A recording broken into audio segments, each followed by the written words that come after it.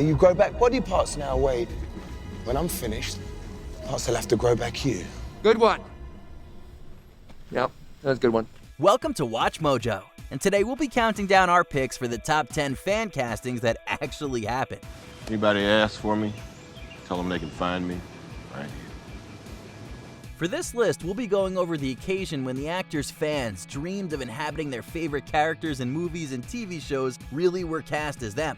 If there's a dream fan casting that came true that didn't come through onto our list, let us know in the comments. Number 10. Benedict Cumberbatch as Dr. Stephen Strange, Marvel's Cinematic Universe. So romantic. You still love coming to those things with me. We had fun together. No, you had fun. They weren't about us, they were about you. Not only about me. Stephen, everything is about you. Dr. Strange is a master of the mystic arts, but he's at his core a stylish, confident man who's very good at whatever he puts his mind towards. Naturally, fans thought of Benedict Cumberbatch, who mastered playing the sort of character through parts like Sherlock Holmes. More importantly, however, today we saw two people make vows. I've never made a vow in my life, and after tonight I never will again. So, here in front of you all, my first and last vow.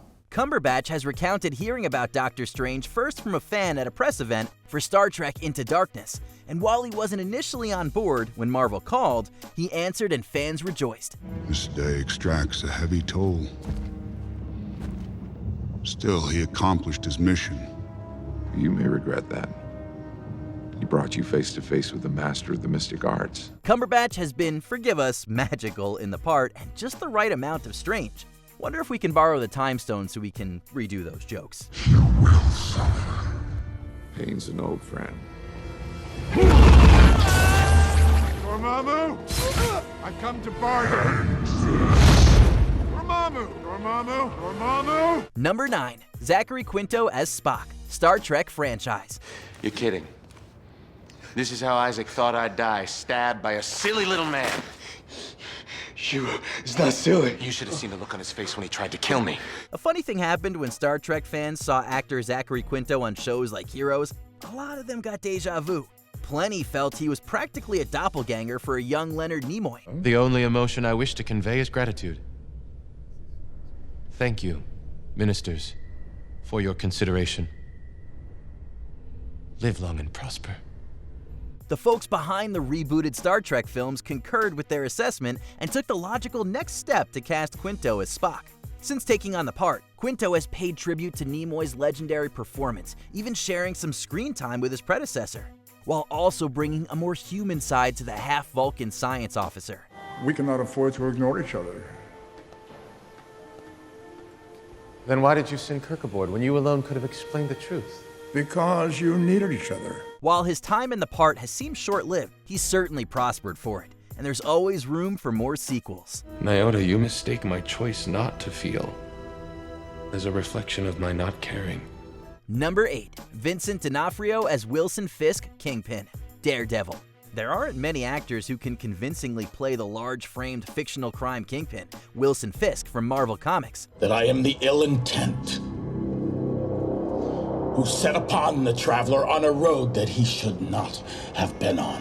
Fans hit on Vincent D'Onofrio to play the part fairly early, but it would take Marvel and Netflix to help this idea bear fruit. And when one comes across someone with such talent, with such a gift, well, you don't let that go to waste.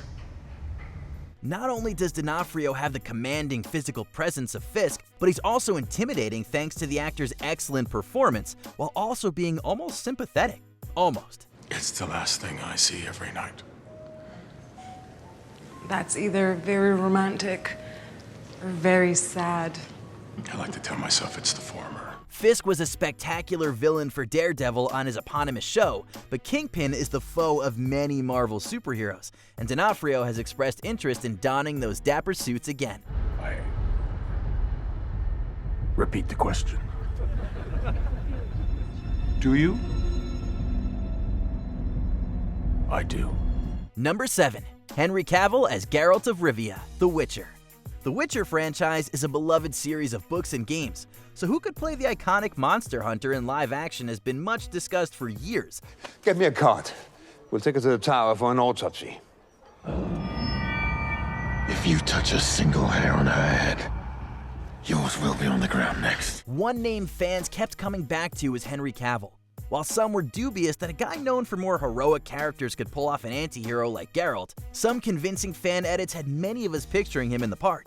I've seen mothers lash themselves raw over the death of a child, believing they crossed destiny, ignoring the stench of the 50 other children in the plague cart outside. As it turned out, Cavill shared their enthusiasm, since he's a fan of the series, even campaigning for the role early on in the production process. No answer will give you what you want. 3 out of 10 boys survived the trial. Tell me. His persistence paid off, and Netflix tossed more than a few coins to their newfound Witcher. Where's your newfound respect? Respect doesn't make history.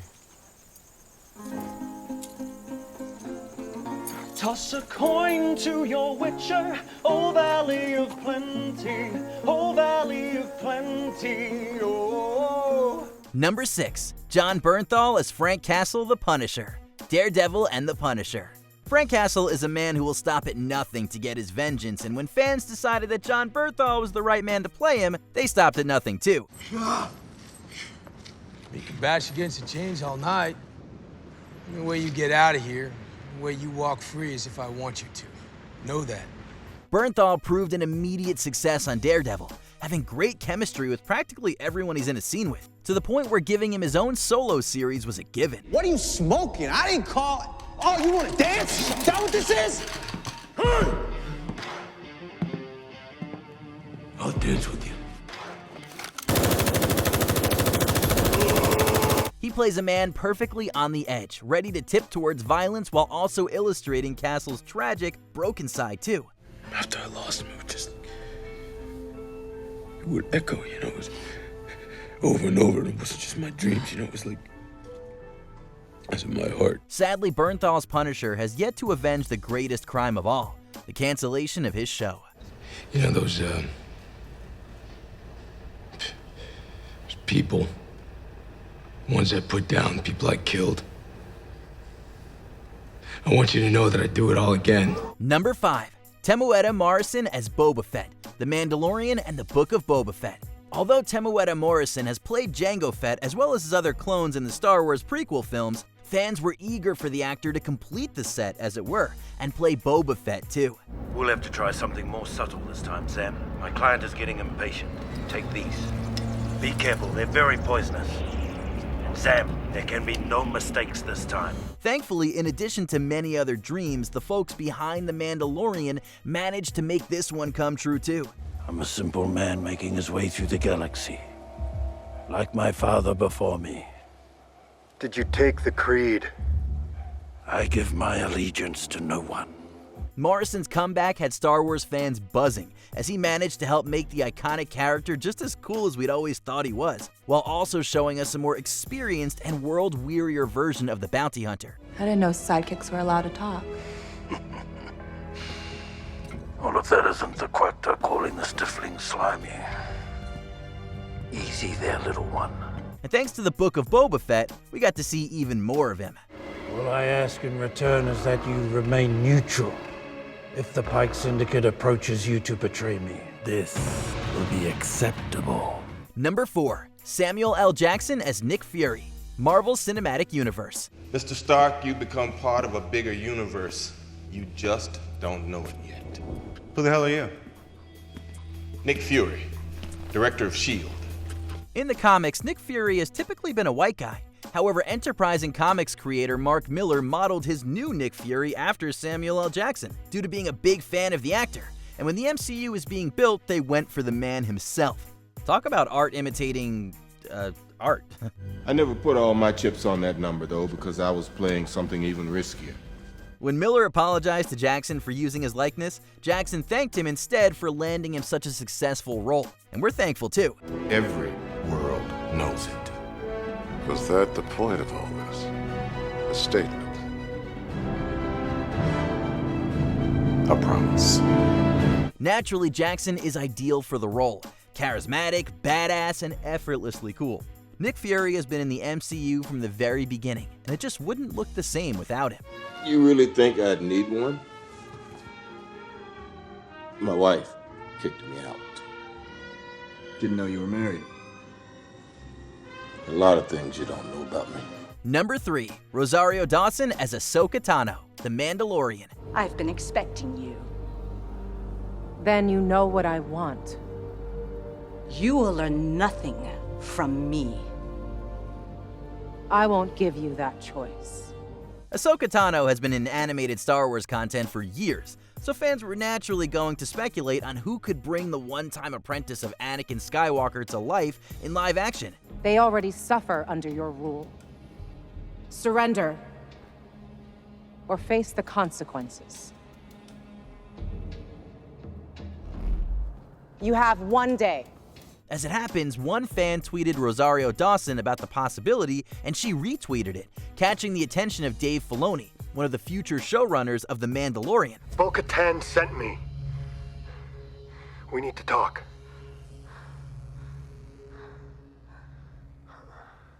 I hope it's about him. Dawson was cast, and she has absolutely killed it so far as Ahsoka. She's got the Force wielder's physicality and fights down, and mixes her characteristic warmth with a little more wisdom. Grogu and I can feel each other's thoughts. Grogu? Yes. That's his name. So naturally, Disney greenlit a spin-off Ahsoka show starring Dawson. Number 2, Patrick Stewart as Professor Charles Xavier, Professor X, X-Men franchise. Professor Charles Xavier is the psychic leader of the X-Men and the head of a school for mutants and/or gifted youngsters. Give me a chance. I may be able to help you find some answers. How do you know? You're not the only one with gifts. Where are you going? He's over there. Fans have long held that there was only one man who could play Professor X, Patrick Stewart. Director Bryan Singer didn't have to be a mind reader when he approached Stewart about playing him. Why do you come here, Charles? Why do you ask questions to which you already know the answers? Yes. Your continuing search for hope. Professor X has since become one of Stewart's most recognizable roles, and his compassion, charm, and utter class have only elevated an already fantastic character. You know, Logan, this is what life looks like.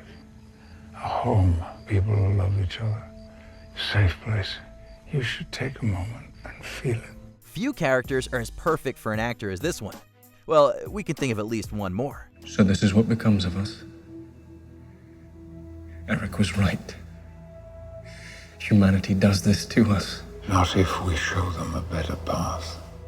Before we continue, be sure to subscribe to our channel and ring the bell to get notified about our latest videos. You have the option to be notified for occasional videos or all of them. If you're on your phone, make sure you go into your settings and switch on notifications. Number 1, Ryan Reynolds as Wade Wilson, Deadpool, X-Men Origins Wolverine, and Deadpool franchise. Deadpool is the irreverent, immortal mercenary that Ryan Reynolds was born to play. Superhero landing. She gonna do a superhero landing. Wait for it. Woo! Superhero landing.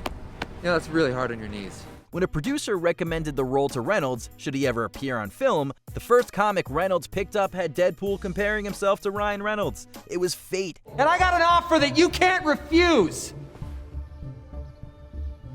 I'm gonna wait out here, okay? It's a big house. It's funny that I only ever see 2 of you. It's almost like the studio couldn't afford another X-Men.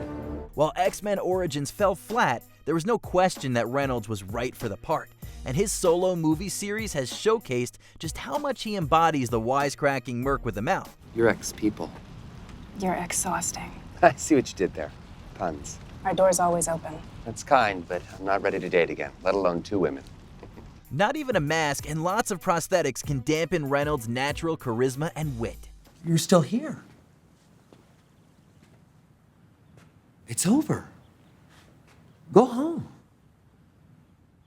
Oh, you're expecting a teaser for Deadpool 2. Well, we don't have that kind of money.